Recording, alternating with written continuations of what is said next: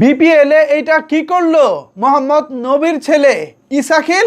ও মাই god, আরে ভাই রে ভাই, যে ছেলেকে বিপিএলে খেলানোর জন্য রীতিমতো ট্রলের শিকার হচ্ছিলেন বাবা মোহাম্মদ নবী, আজকে সেই ছেলে বাংলাদেশ প্রিমিয়ার লিগে বইয়ে দিলেন ছক্কার বন্যা।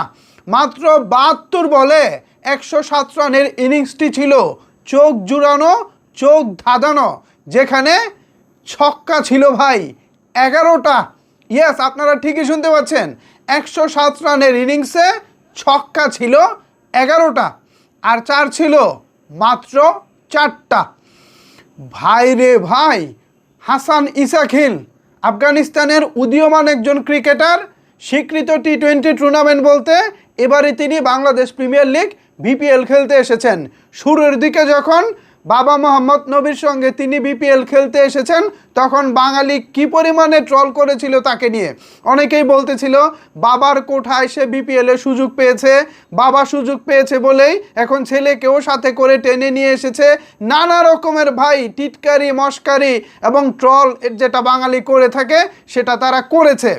এর ফলে যেটা হয়েছে, প্রথম 7 ম্যাচ নোয়াখালী এক্সপ্রেসের একাদশে প্রথম 7 ম্যাচে কোনো প্রকার কোনো সুযোগই পায়নি হাসান ইসাখিল।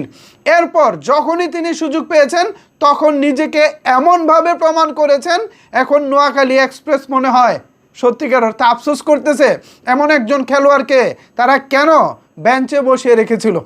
ভাই রে ভাই, মাত্র 72 বলে 107 রানের ইনিংস, সেখানে ছক্কা ছিল 11টা, তার মানে শুধু ছক্কা থেকে আসছে 66 রান।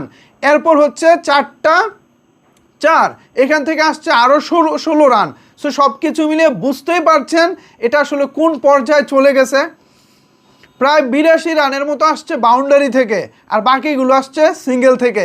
মানে হাসান ইসাখিল চিন্তা করে দেখেন, প্রথমে 50 বলে 50 রানের মতো তার ইনিংসটা ছিল, এরপর বাকি যেই 22 বল খেলেছেন এই বাকি 22 বলে করেছেন আরও 57 রান।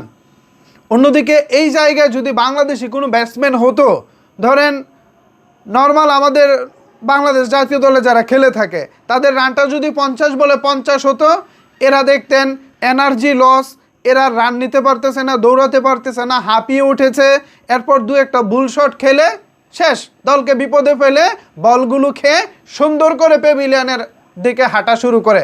বাট আজকে হাসান ইসাখিল যেটা করেছেন এটা তো আসলে আজকে নিশ্চয়ই মোহাম্মদ নবী তিনিও গর্বিত হবেন, তার সন্তান তার সঙ্গেই বিপিএল খেলতে এসেছেন এবং তার সামনেই মেবি যদি মোহাম্মদ নবী আজকে উপস্থিত থাকেন তাহলে তো তার সামনেই হয়তো বা আজকে নবী আসলে উপস্থিত নাকি তিনি আফগানিস্তানে চলে গেছেন, মেবি চলে গেছেন, তিনি উপস্থিত থাকলে হয়তো বা আরও খুশি হতে পারতেন।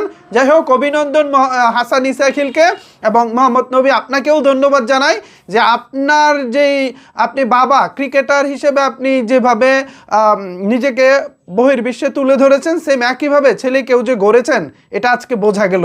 তো ভিউয়ার্স, কেমন লাগলো হাসান ইসাখিলের আজকের ব্যাটিং পারফরমেন্স জানাতে পারেন আপনার মতামত নিচের কমেন্টস বক্সে। ধন্যবাদ সবাইকে এতক্ষণ আমার সাথে থাকার জন্য।